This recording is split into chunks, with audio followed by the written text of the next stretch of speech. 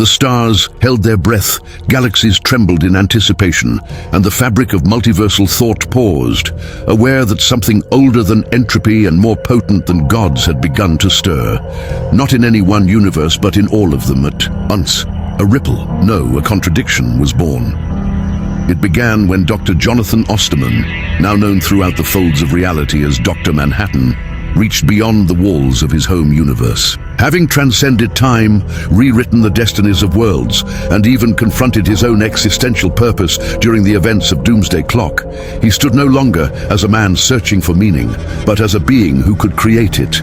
He had become an architect of timelines, his influence altering the metastructure of DC's reality, intertwining stories and lives, remolding cosmology with unfathomable detachment. But with each timeline reconfigured, each life resurrected or erased with the flick of a quantum impulse, a question loomed larger than any action he could take. If I alone can rewrite reality, what authority judges the worth of reality itself?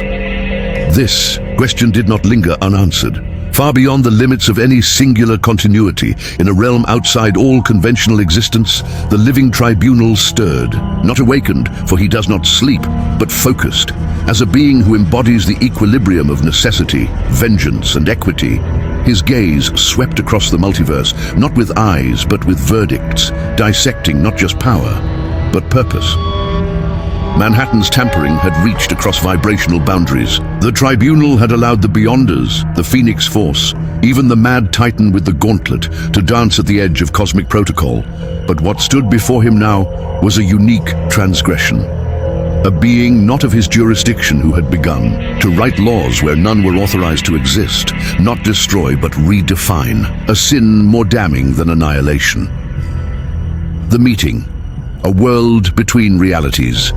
They met not in space nor time, but in a conceptual construct, a reality built from pure symbolic logic, where existence was shaped by meaning, not matter. Here, time bent like language, and reality obeyed syntax rather than physics.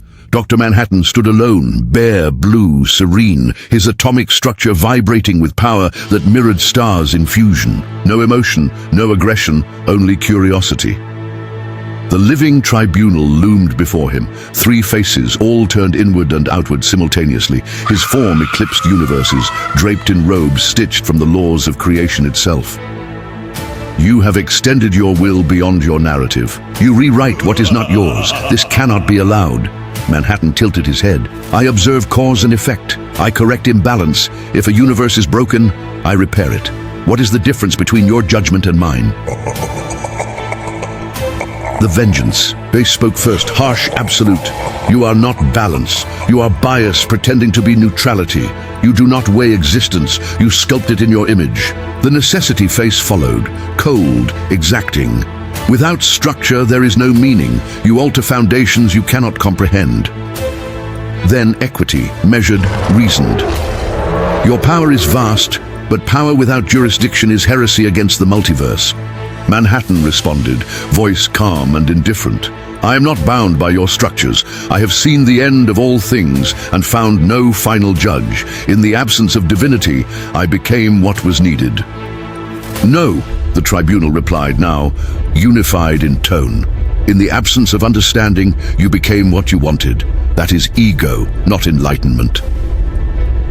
Manhattan did not flinch. I have watched people die, only to realize they never truly lived. I remade them. I offered life meaning through continuity. You offered control, not choice, the tribunal answered. You cannot see the line between compassion and tyranny because your will is not subject to verdict. It simply is. A silence followed, but in this realm, silence had weight. It wasn't emptiness, it was the sound of cosmic principle recalibrating. And then, for the first time, Dr. Manhattan's voice betrayed the faintest flicker of emotion. Perhaps you are afraid that I am you, evolved, not a judge, but a god that no longer needs a courtroom. The tribunal's eyes glowed like collapsing stars. Then let us weigh that theory in battle. The stakes, beyond power into philosophy. This would not be A mere clash of cosmic blasts, not just a brawl of atom-tearing force and multidimensional collapse. This was a war of interpretations, a debate made manifest through violence, each strike a syllogism, each counter a refutation. Manhattan was logic personified, unbound by emotion, wielding quantum certainty, reordering atoms and realities. As casually as a mortal exhales, the tribunal, however, was not merely a force. He was law made manifest, not a being with power, but a being whose existence meant power had rules. And therein lay the true clash. Dr. Manhattan, a god of individual determinism, wielding absolute power guided by intellect, yet detached from morality. The Living Tribunal, a cosmic force of multiversal balance, not just regulating power, but dictating its right to exist. Both omniscient in their domains, both omnipotent to their spheres. Yet one believed in order born from wisdom, the other in order born from justice. As they stood, the realm between realities began to crack, not from the weight of their powers, but from the irreconcilability of their purposes. Final words before the clash. Dr. Manhattan lifted his hand. If meaning must be judged, let it be through action. Show me why I am not the future. The tribunal responded, his three voices merging into a singular cosmic edict. Then let judgment be rendered in truth and totality. And with that, the cosmos held its breath once more. The void between voids convulsed with anticipation. This was no battlefield of matter or space. It was a crucible of purpose. Here, thoughts waged war as force, and principles manifested as physics-breaking cataclysms. The duel between Dr. Manhattan and the Living Tribunal was not a spectacle. It was an existential necessity, one that would test whether reason could outbalance cosmic authority. Dr. Manhattan stood with timeless calm, his glowing form pulsing gently with the blue radiance of a million suns. Particles around him aligned by will alone, reality weaving itself into perfect symmetry wherever he stepped.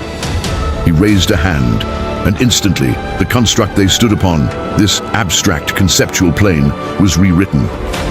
It became a field of shifting constants, one where he controlled the rules. Light bent around him, then reversed, illuminating nothing. Concepts like weight, time, truth, and gravity dissolved and reassembled at his discretion. The tribunal remained unchanged. He did not adapt to environments. Environments adapted to him. His three faces, vengeance, necessity, and equity, glowed with recursive cosmic law. He stepped forward, and with each step, the environment resisted rewriting. Manhattan's influence stalled, then retracted. The tribunal's presence enforced consistency across chaos, stability against ambition. Laws that had no origin reasserted themselves simply by his gaze. Manhattan was the first to strike, not out of haste, but to explore. He extended his fingers and rewound the tribunal's existence, attempting to reduce him to a previous moment, to identify a vulnerable form, a simpler cosmic expression. Time fractured around the tribunal's frame, looping his past actions in infinite echoes. But the tribunal did not exist in time. He was a law unto duration. The attempted rewind looped back into itself, and Manhattan suddenly witnessed his own effort unravel into conceptual dust. The tribunal remained stationary, unaffected, unimpressed. A wave of cosmic pressure then emanated from the tribunal, not a blast, but a verdict. It declared Manhattan an anomaly beyond jurisdiction, a rogue idea born of physics, now challenging metaphysics. And so, judgment was enforced through force. The space around Manhattan's form warped. Not through energy, but through limitation. His access to subatomic manipulation was muted. The particles no longer obeyed him with infinite loyalty. Reality itself was denying his commands. Manhattan blinked, not out of fear, but out of recognition. He had never encountered resistance, not from will, but from consensual multiversal structure. This wasn't a being overpowering him. This was the multiverse denying him permission through the voice of its highest arbiter. In response, Manhattan abandoned matter altogether. He collapsed himself into pure probability, becoming a lattice of potential outcomes. He existed in every possible future simultaneously, flooding the conceptual plane with contradictory versions of himself, each one armed with different possible methods of attack. The tribunal raised a hand, and the faces spoke in overlapping decree. Each Dr. Manhattan was judged retroactively, their actions reviewed before they were completed. The timeline of each possibility unraveled and was dismissed as unworthy. Thousands of Manhattan avatars flickered out of existence before they acted. The tribunal was not reacting, he was preempting. Then, for the first time, Dr. Manhattan grew massively. His form expanded beyond galaxies, assuming an abstract aspect, a being of narrative magnitude. He reached across dimensions and tore from DC's source, drawing the lifeblood of existence, using it as a weapon. The source responded, twisting into a spear of absolute potential. Manhattan hurled it with the force of a collapsing continuity. The tribunal's chest split open, revealing not organs but the mechanism of multiversal logic, a trifold singularity, each composed of meaning, law, and entropy. The spear struck it and shattered, but in the fracture something unexpected happened. The tribunal paused. Dr. Manhattan, watching carefully, said one word: "Why?" The tribunal's three faces each turned to Manhattan, simultaneously and sequentially. He was being acknowledged, not as a threat but as a query. The tribunal responded not with violence but with dialogue. You seek understanding. You believe knowledge justifies authority, but authority is not earned through intellect. It is enforced through function. Manhattan replied, his form stabilizing once more. If I function as a repairer of broken universes, is that not a function? The tribunal's equity face responded, no, you repair to suit your interpretation. You select lives to save based on your attachment. That is not balance, that is preference. Manhattan's glow dimmed slightly. Is preference not inevitable? Even your laws choose to preserve certain structures over others. Incorrect. The vengeance face snapped. We preserve only the continuity of choice. You impose outcome over freedom. Your fixes create dependency. Manhattan paused. Then perhaps I am not your opposite. Perhaps I am your consequence. The tribunal stepped forward. His size now dwarfed constellations. He loomed as an inevitability, not just a force. No, you are the test of the system, but you are not its replacement. With that, the tribunal summoned his ultimate authority. The scales appeared, one representing absolute will, the other universal equilibrium. Manhattan's essence was placed on one side, not as a body, but as a conceptual weight. His ambition, his acts, his rationalizations all fed the scale, and they tipped against him. For all his power, for all his insight, Dr. Manhattan was not an embodiment of balance. He was a man-made God through accident, then detachment, then calculation. But he was not above law. His logic was circular, self-justifying, and reactive.